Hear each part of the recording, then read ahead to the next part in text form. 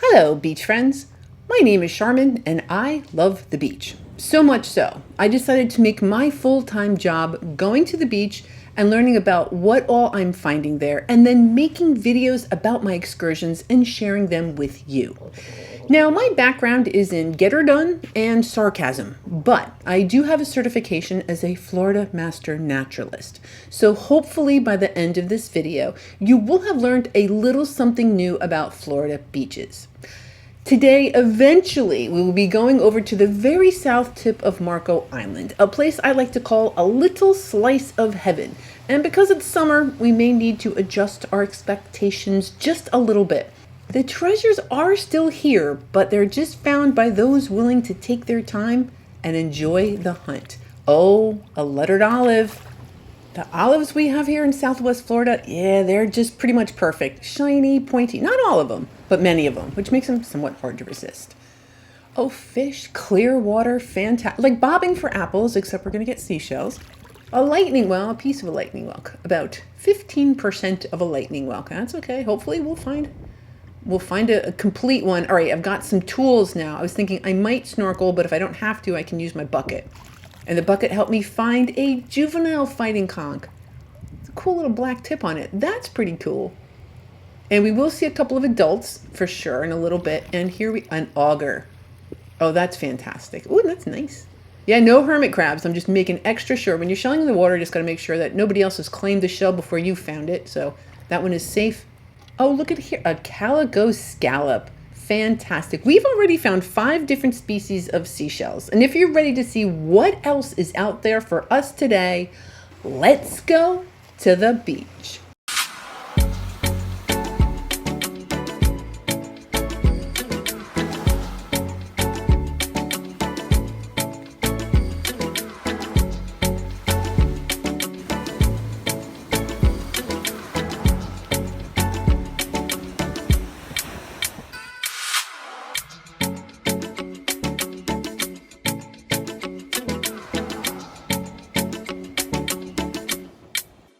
Now, summer shelling, at least for me, is very, very different than winter shelling because I always go at low tide. Low tide in the summer is in the afternoon, so I'm competing with storms in the afternoon. Yeah, so in the summer I turn into like a pseudo-meteorologist checking the weather just because if I'm going to be out, I want to stay safe. Oh, a Florida prickly cockle. I normally pick at least one. And yeah, the brown on this side of the shell is really its periostracum. I should bleach one. Show you all what it looks like when it's completely clean of that periostracum. Look at this lovely auger. All right. There's little this, little that. Now, the really good shelling is kind of around a couple of jetties, but my theory is if there's shells here, don't walk past them. So I'm going to grab a couple of augers. Oh, a spiny jewel box. Lovely interior on that one. The hinges of these spiny jewel box, they are really, really something.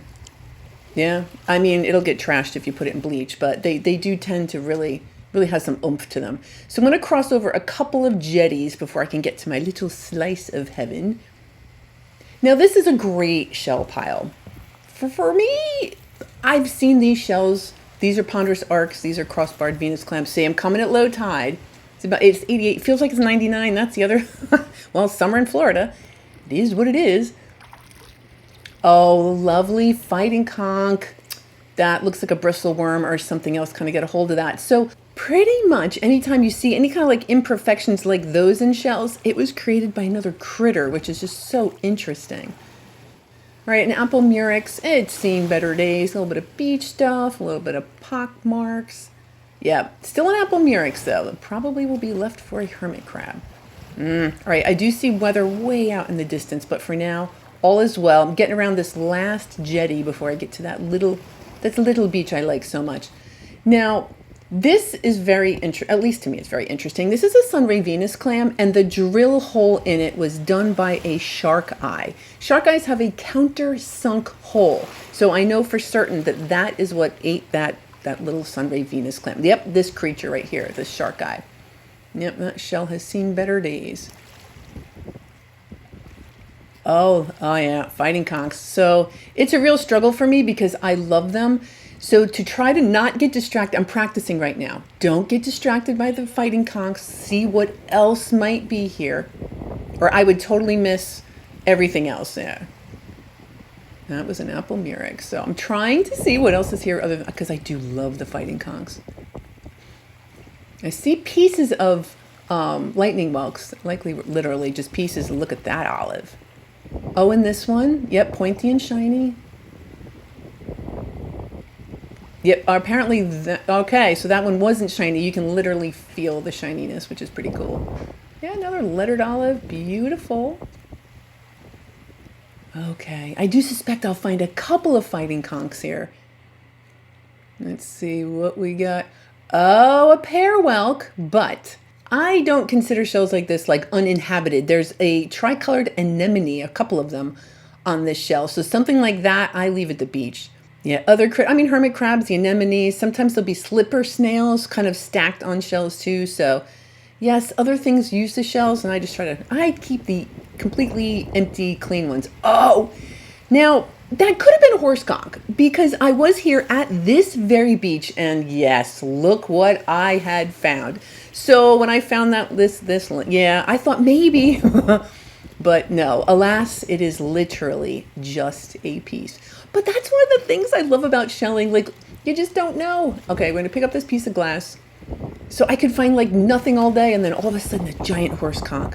So fun. Oh, that is beautiful. Now what's interesting though is the lip of it is kind of thin. So it's an immature conch. Even though it's so big, it didn't have its stromboid notch. The lip was a little thin. If it had matured, that shell would have been pretty big. Or at least thicker.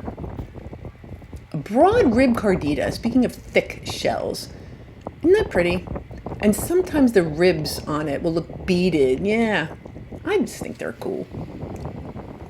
A cockle, a yellow prickly cockle. They seem to be much more rare, at least on the beaches I frequent, than the Florida prickly cockle for some reason. Or at least I just don't find them in the volume that I used to. It's interesting. Pretty thing. Okay, I got the tool out. I couldn't see what I found there. Okay, calico scallop with a couple of hitchhikers, although the hitchhikers seem to have vacated at this point, those barnacles. Yeah, summer shelling is rough. You gotta be grateful for what you get. Okay. Oh, I'm just examining the aperture of this lovely fighting conch. That does have a very developed stromboid notch right there. Yeah, I love those shells. I promise I will not pick them up all day. I'll show you a couple, but I'll be picking up other stuff, I promise. Like this calico scallop, the white part has been discolored. So it's a mediocre calico scallop, unless you kind of like that kind of thing. I like the ones that are like black, that have been buried for a while. And this is my favorite shelling right here in the swash. All right, apparently there wasn't all that much there, so I turned my attention to a little bit deeper water and found some kind of, how we say, we'll call those hermit crab banded tulips. Yeah, hermit crabs would love those. Oh my goodness. And another fighting conch. All right, that one's really pretty. I promise I'm only going to show you really pretty ones. Am I going for that shark eye? Oh, it wasn't a shark eye. It was a moon snail. You know, the tools definitely help you find the shells. No guarantee they're going to be in perfect condition, but we did find a colorful moon snail. All right, apparently I missed that moon snail, or it just wasn't up to par. Let's see. Up next, I love a ribbed cantharus. So I picked off that little bit of beach stuff. Very happy with that. Yeah, they only get about that big. My favorite ones are those that are the orange morph. Oh, I love them. Okay, yep, there's banded tulip, the Centura hunteria. Seen better days, but yes, they are here. All right, next up we got, an alphabet cone. Yeah, that is an alphabet cone. Spots are good, something like that. If it was a starter shell, totally hold on to that. All right, that's kind of cute. All right, you're in a little bit better shape, you banded tulip, you. All right, that's fine. And the orange ones I like, they're a little bit more rare. It's a little deceiving. I know there's a lot of stuff kind of kicking around. It's basically broken stuff and fighting conchs. Which is funny because I know people will say like they don't even pick them up anymore. Like they don't care about them. It's just interesting that happens to be my favorite shell. So very interesting. Yay me. Doesn't take much to entertain me. Thwack. Oh, a crossbarred Venus clam. Now, normally I totally do not pay attention to these unless they're in really, really good condition. They will sometimes have a purple. This one has a yellow interior color. So that's a crossbarred Venus clam. Oh, another yellow prickly cockle. All right, they're not, yeah, I like the ones that are really yellow on the inside. Still fine. I haven't been finding them, so yay, yellow prickly cockle. Oh, man. Yeah, so there is weather there. And I was really hoping it would just hold off. So we'll just have to see how the day goes. Maybe kick it into high gear with the shelling. It looks great over there. So with any luck, maybe the storm will just be passing to the north and not be coming to the west. All right, let's turn our attention back here. Although in the back of my mind, I am thinking about it. Wow. See, isn't that pretty? I think that's just lovely. A top snail. So a jujube top snail. Fun. They can be kind of red sometimes. I think some people call them like strawberry tops. Oh, see, now that's a crossbarred Venus clam. That's kind of more of a typical condition of the shells, which is why I don't really pay. See, it's a little purplish, so I don't pay all that much attention to them. But the good ones, yeah, so I'm keeping an eye. No, I do have a bunch of apps and stuff. I will tell you all about them in a little bit. But I'm starting to get a little nervous, but I am keeping an eye on the weather. All right, more fighting conchs. Let's see. Oh, this was the crab. Okay, so right there, it's white. And I've never seen a white crab. I'm sorry, I know it's kind of hard to film it, and he was running around, but there. I've never seen a white one. I wonder if that's albino. So it was just interesting. I've never seen an albino. Is it an albino crab? I don't know. I thought maybe someone else would know, have some information about that, so I figured I'd just throw it in there. Aw, lightning whelk. Yeah. Definitely a lightning whelk. Just kind of seen better days. Not just summer shelling too. Yeah, gotta be patient. Gotta be grateful. There's a spiny jewel box. All right, it's got a little bit of its purple. That's not quite as spiny as it could be. Still fun. Okay, semele. So the Atlantic semele, I like that. Yeah, I like the reverse. It's interesting. Some of the shells I actually prefer the reverse side of the shell versus the top. That happens to be one of them. Pretty. Not calico scallops. Usually that top side is going to be the prettier side. All right, another little calico scallop. I did see that jingle. I did not grab it. Oh, look at that. That's an albino Florida prickly cockle. Very common, frankly. From an albino standpoint, you can definitely find them. But I like them. Yeah, fun. Crown conch, yeah. I wonder how long it takes for a shell to go from like good condition into... I wonder how long it takes to deteriorate. I would think years? I don't know. They're pretty hardy, these shells. A bubble. Well, some of them are a little more delicate than others. The bubbles are a little bit more delicate. I wouldn't necessarily call that a hardy shell. Oh, that's pretty. Kind of stained, but oh man. Calico's got the orange is so pretty. And things roll a certain way. All right, there's a drill. I'm thinking that's kind of like a worn down mauve mouth drill. Cool. Another, oh, see, that one's kind of reddish, right? The top snail, the jujube top snail. They are pretty. They don't get terribly big, maybe a little bit bigger than that. Dang it. Yeah, it's not looking good. All right, so my chime here may be cut short, but while I'm here, I'm still going to shell my little heart out. Oh, a pear whelk. Yeah, that's real pretty. See the one before with the anemones on it? Frankly, I feel like that one's even prettier.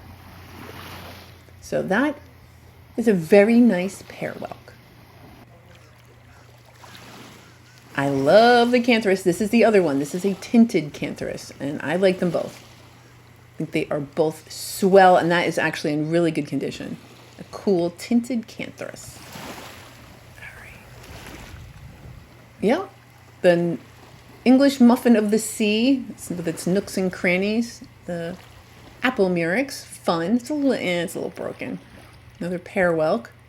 So this one's been hanging out a little while. The UV from the sun will break the colors down eventually. It's not as much on the live snails, interesting. They can kind of keep their colors going, but once the snail has vacated, yep, you better find that shell quick or it can start to deteriorate. Now that's a really nice looking apple murex.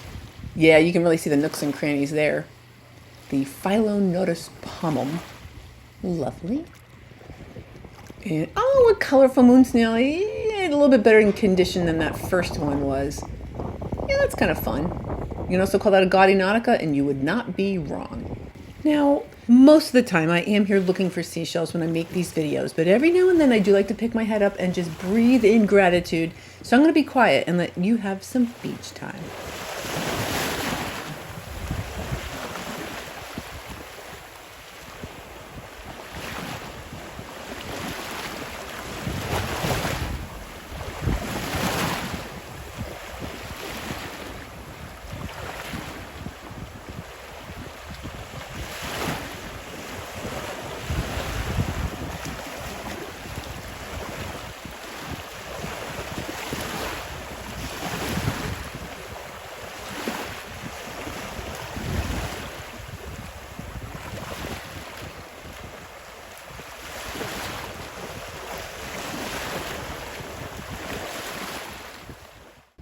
Now I'm kind of bummed out, but isn't that beautiful? Now the rain, yeah, we see the rain there, but I love clouds and weather, and I actually have a signed photo from Jim Cantori. So even though I'm a bummer, it's going to chase me off the beach, I'm pretty sure, but I do think it's beautiful. So yeah, I think it's time for me to start heading that way. Let's see what we find along the way. There's still some time here. Oh, a calico clam.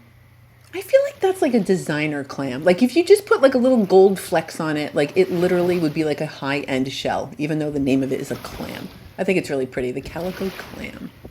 I like the assistance of the waves. So the waves are kind of like moving the shells around, making them roll. Kind of help, maybe that's why I like shelling in there. All right, so that's, oh, it's broken. Yeah, that's another tinted cantharus. So you can almost see the juvenile shell in the way that was broken. Unlike this one that is not broken. Yep, that's another one. Lovely.